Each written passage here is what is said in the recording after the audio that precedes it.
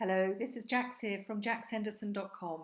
Today I'm going to give you a tutorial in how to use Canva. This is a brilliant tool for creating images of many different shapes and sizes. It has a wealth of templates in here, so it's brilliant and covers most things that you probably will ever want to do. Let us just begin. So let's go into canva.com. If you don't already have an account, then you can easily create one, and then that will bring you to this page, which is your home page. Okay, now we have lots and lots of templates, as you see across the top here. If I click add, it gives you a lot of different types. It has categorized them into groups for you. So pretty much you'll find everything you need in there. If you do want to create one to your own dimensions, there's also a button here to do that. I have actually done that for my blog, which doesn't seem to fit into any of these set sizes. So basically you can create one for anything here. Okay, now what we're going to do today, I'm actually going to create a header for a group just to show you how some of the features work. If you look across the top here, these are the most popular sized images which cover most everyday posts. There's a Facebook size there. This is its optimal dimensions. We've got the square social media over here on the left. This is perfect for Instagram, and actually you can use this size across social media. If you use automated sharing, then this size will actually show up. It does even show up fully now on Twitter. It didn't used to, but it does now. So you can use this size if you want to do just one. If you want the more rectangular shape, then the Facebook post is a good option. Or just below here on the left, we have Twitter post. And there are some specified ones also for Facebook. For apps, there's also some further down for if you're making Facebook ads. They don't seem to have a standard size, so actually this is quite useful because it means you can pick the right size for whatever you're doing. Anyway, what we're going to do today is use the Facebook cover just so I can demonstrate some of the features to you. So we'll click on the Facebook cover and it gives you a nice blank template to work from. Okay, there we go. Now you see here in the center, the big white template there has a little image cut out. This is, if you use this for a fan page, then this will be where your image shows up, which usually is your face, so that people can see your fan page and who it's related to. Now I'm doing a group header, so what I'll do is I'll work around this. I'll work behind it as well with my design because it won't actually show up when I upload it into my group. So we will just ignore that. And I have used this before. So for a group, you'll notice, let me just show you, if I go to my group here, I'm just going to click on there. And if you notice in the header, across the bottom here, we have the name, and to the right, we have these boxes: join, share, notifications, settings. So what I always do, as you can see here, is leave a little bit of blank along the bottom, because if you put your writing behind there, then the Facebook writing will show on top of it and people won't be able to read it. So you can see here that's quite close, but you can get an estimation by looking at this of how much space you need to leave at the bottom, because it's a great shame to create a design and then find that Facebook right over the top of it, which has happened to me, of course, which is why I'm telling you about it. Okay, so first thing is a background image. Now you have several choices here. If you want something plain, if you go to the left-hand bar here, you can click background, and there are lots of selected images here. Anything with free is free. There will be some at the bottom which charge you $1 per image that you use, and they will do that at the end when you've completed your design and you download it. but you can make pretty much anything you want for free, so you don't need to pay anything for this generally. So if you want a plain image, choose one of these, or there are some funky coloured ones further down. Okay, you can go to layouts, and here we've got some pre-designed images with text. Now I'll pull one across just so you can see how they work. So if you pull one of theirs, it fits exactly into the box. If you click on the text box, you have an option to change the text, change the size, change the colour, and obviously you can change what it says as well. So you've got plenty of options there, but if you like the background picture, then you can change your text as you wish. Let's just delete that because we don't want that one. Okay, your next option is to upload your own image. So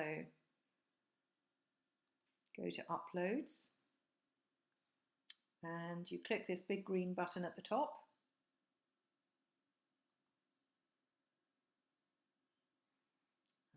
This is the one I'm going to use. I'm going to use for my demonstration anyway.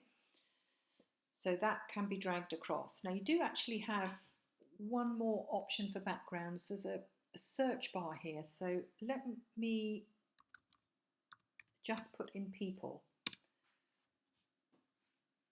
You might want to be creating a group for a group of people. Let's pick that one because it's free. So you've got basically there a big blank photographic image. What you do is you drag it so it covers the width, and then you can adjust it however you want to. Let's just delete that text from the last one. Okay, so you can move this around as you like, and you can then add your own text and images on top of it as we're about to do. But we're going to delete this because I'm using my own image. So back to uploads, and you just drag this across, resize it.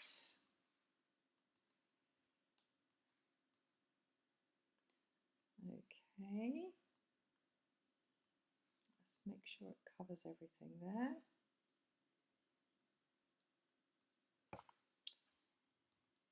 Okay, so, whoops, no it doesn't again. So we've got a background image. It just needs to be, okay. So get this right, it's worth taking a little time, and I'm doing this really quickly. But for you, get your image, make sure it covers everything there. Now, if you look just below here, this little blue triangle, I click on there, it gives you a few options where you can turn your image around if you wanted to, so it looks the other way. Transparency is something that's quite useful. If you find you've chosen an image and it is a bit dark, it gives you the transparency thing from 0 to 100, so you can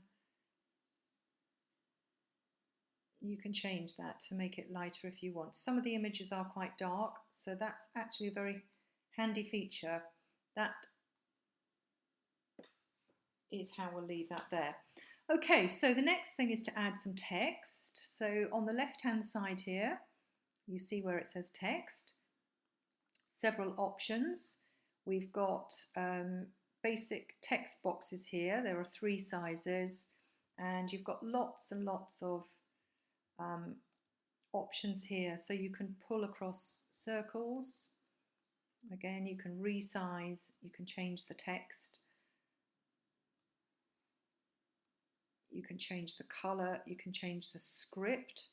There are some coloured ones here. So say we take this one. These kind of come ready as a little image, so you can change your text. You can basically change everything, but it gives you a nice basis there. Make it quite nice and coloured. Gives you some ideas, okay? So they work for when you want coloured boxes, coloured lines with text in between, little frilly bits underneath. If you want something straightforward, which is what I'll just do for the demonstration, you can take across, just drag across where it says add heading. Okay, and then let's just pop in, this is going to be my group name.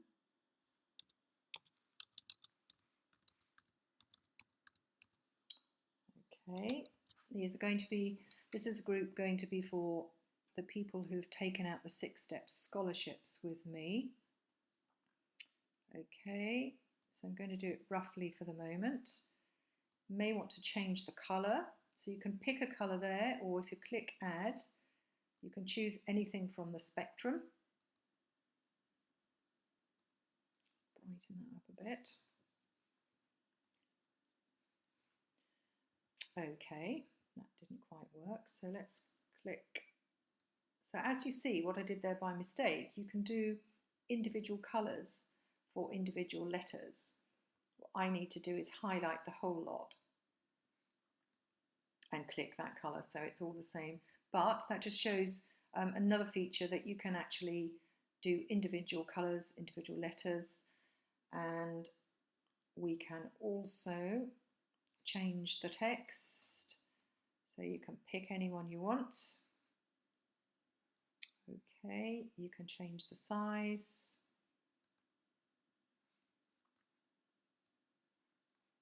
Okay, now you need to, if you want to move the box around, you need to click out of it and then go back on and drag it. Okay, just take you a little while to get the feel of what you're doing with your mouse, but there's that nice center line there if you want to have it centered. Okay, now you might want to put a bit more text. So what I'll do here is just put, again, just to show an example, let's make that blue. Okay, I won't leave it blue, of course, but just makes it a bit colourful for the test run here. Okay, change your text, drag your box.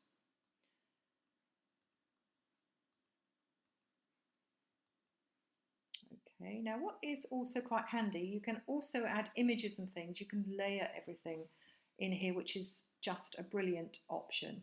If we have a look at elements, so if we go to the left hand side, click on elements, you can then, you've got hundreds of different things here, so let's just click on them so you can see what they do.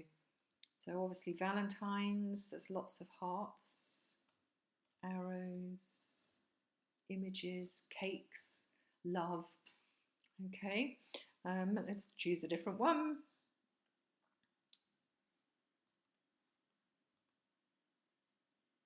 We've got, which is quite a good one, shapes or icons. Actually, you have a look around them, you'll find there's all sorts of things in here. Okay,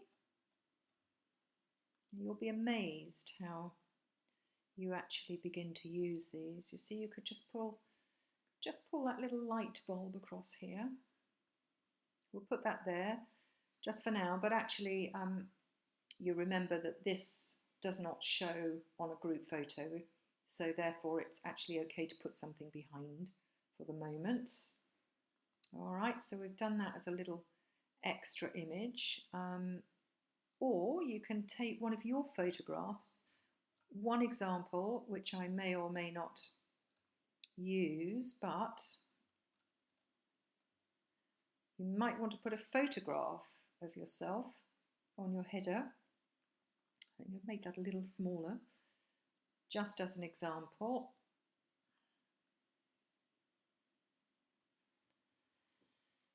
There we go. Now, when you've got this image here, if you want to crop it, you can just click the crop, and it gives you a box inside the box. So There you go. You may want to just make that a little smaller and then click go. There we go. So that is how you do it, basically. So you can actually get really creative. Remember for a group to leave some blank along the bottom. Now to the right of the header here, if you click this, copy this page, it will copy one before. Now this is very handy when you're doing a series of images which are the same but a bit different, and just seeing if I have any examples here. No, I don't have them here. I can show you them in a moment. And if you want to test something out, you can actually use this again. So you can copy another and you can think, okay, now I'm going to do different colours here, different scripts, a different icon, and then see which one I like best. Various options. It's very useful to do this if you're creating something like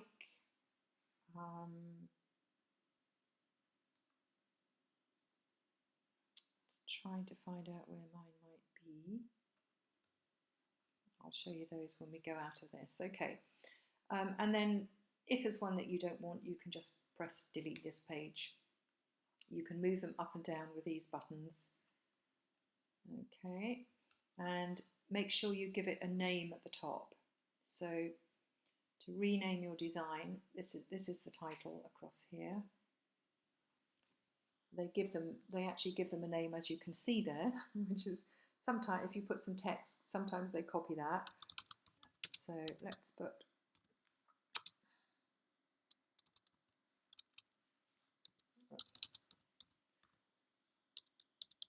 okay, let's get it right, shall we? So I can't actually see my light, my caps lock in this light here.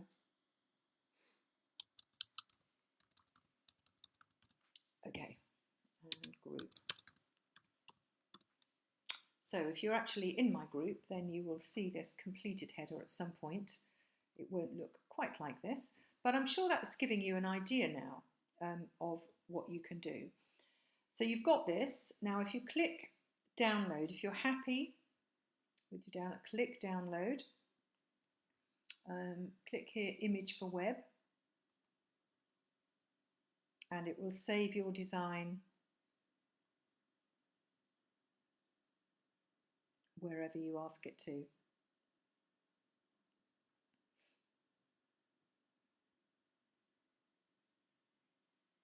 Okay, now you do have an option here to post it straight away to Facebook or Twitter. So if it was a post you were doing for social media, then you could actually use that facility if that fits into your sharing pattern. What I'd like to do now is on the top left hand side, if you click Canva, it takes you back to your own personal home page, and I just want to scroll down here and show you, for example, if I click on this image here where it says 6 steps,